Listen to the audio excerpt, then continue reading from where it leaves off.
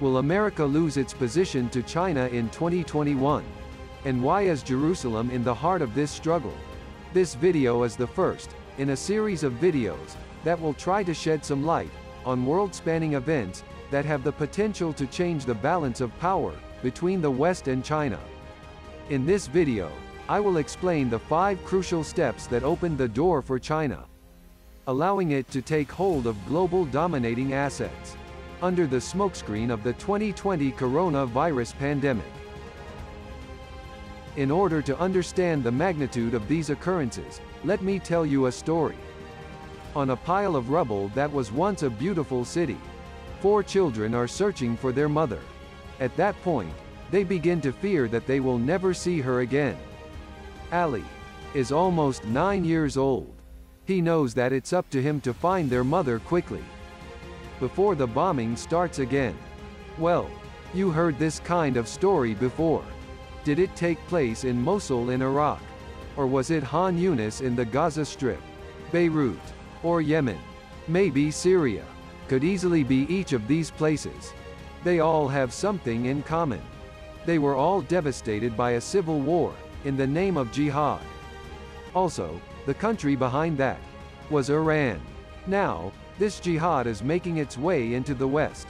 It is being exported by Iran, using Chinese money and political backing.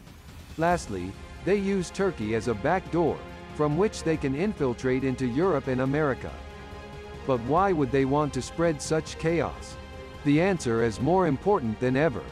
Now that these civil unrests are spreading rapidly by the Iran, Turkey and China axis, injected into NATO's nations.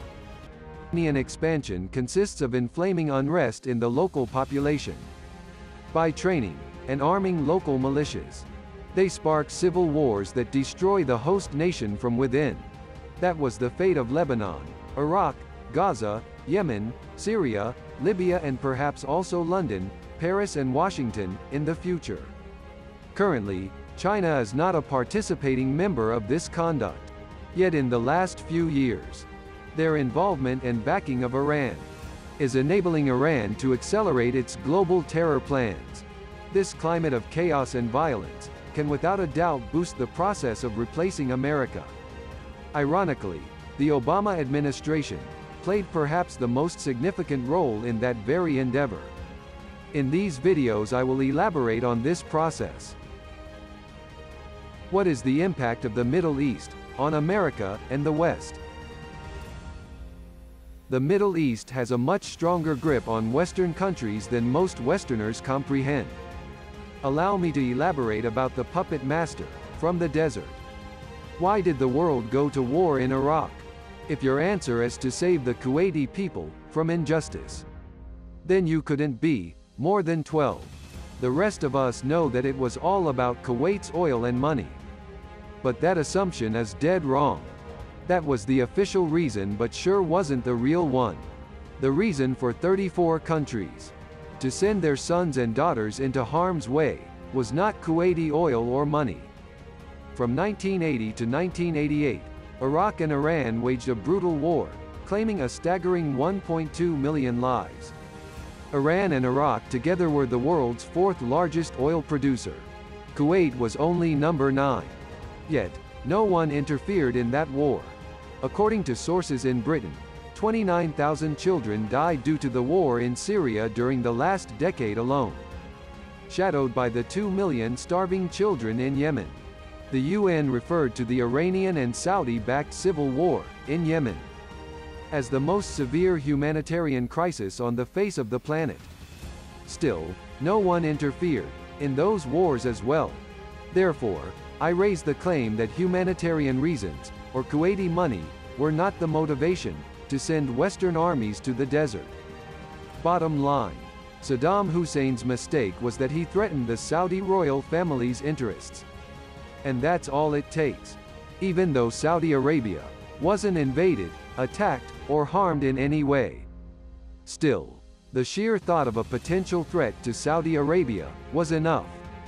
Are you now getting a grasp of the huge global impact of the Saudi royal family? But it's not all roses for the Saudis. They have a nemesis.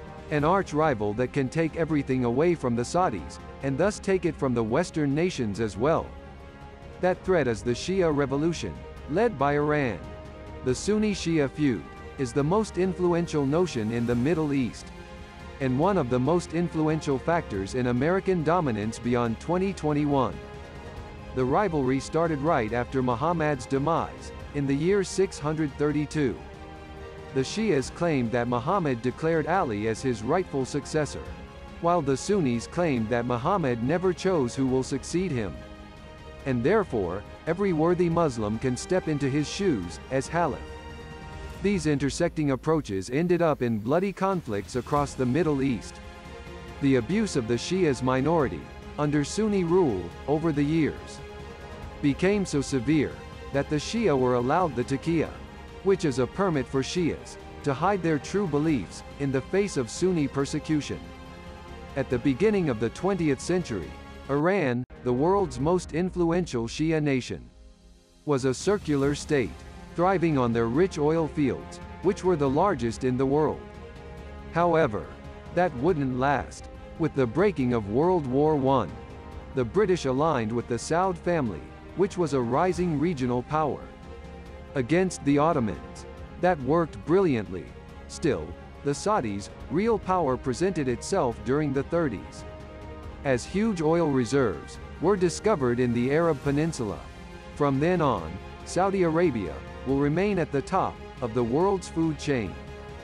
That made the rivalry between Saudi and Iran most intense, as the Saudis are the new golden goose of oil production, and also the mother country of Sunni Islam, while Iran is the mother country for all Shia Muslims, sanctioned by the hated West.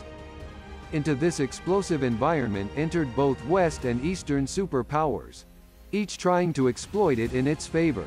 However, during the last decade, it is Russia and China that managed to get the upper hand. This happened in 5 steps. Step 1. Towards the anti-American axis. The Iranian religious revolution. During the 20th century's global Cold War, the Soviet Union and the US clashed endlessly, in wars all over the world, mostly in Asia, but also in proxy wars, in the Middle East. None of these are more famous than the Arab-Israeli wars. Saudi Arabia and the Sunni Arab nations sided with the Kremlin and enjoyed its protection, while circular Iran sided with NATO. The race for leadership over the Muslim world was raging far away from Iran, back then. Egypt, Syria, Iraq and the Gulf states realized early on that they have a leadership problem.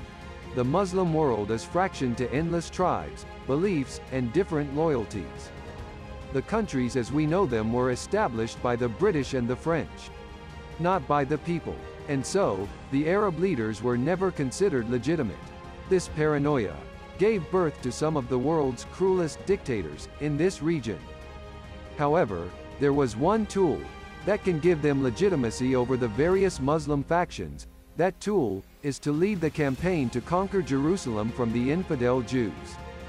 Thus was born the Middle East equation that still applies. Destroying Israel and claiming Jerusalem to Islam equals leadership over the entire Muslim world. No other act can win the hearts and loyalty of Arab Muslims more than that, giving unlimited legitimacy to the ruler that will deliver Jerusalem to them. During the Cold War, America and Russia both played the opposite sides of that card to the max. Russia supported the Arabs while the US supported Israel and circular Iran. That gave the superpowers super influence and leverage over the Middle East and its vast riches.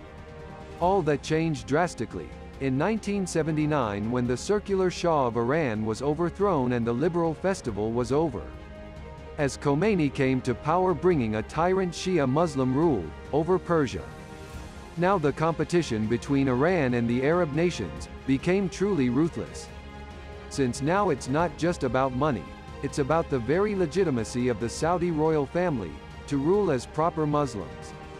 Iran, much like the Soviets during the 20th century, believed that they can only survive by spreading their revolution to the neighboring countries. In other words, overthrowing Sunni leadership. Immediately Shia unrest began in Saudi Arabia, and the oil fields were compromised. The Iranis succeeded in exporting their religious revolution. The Sunni leaders' fear of losing the Muslim street to Iran was also a fear of losing their very heads. This would soon become the first step, and also the foundation in the creation of the anti-American Axis of 2021. Jumping 2 decades forward, the Soviet Union is gone. The Cold War is over. Step 2 is about to unfold.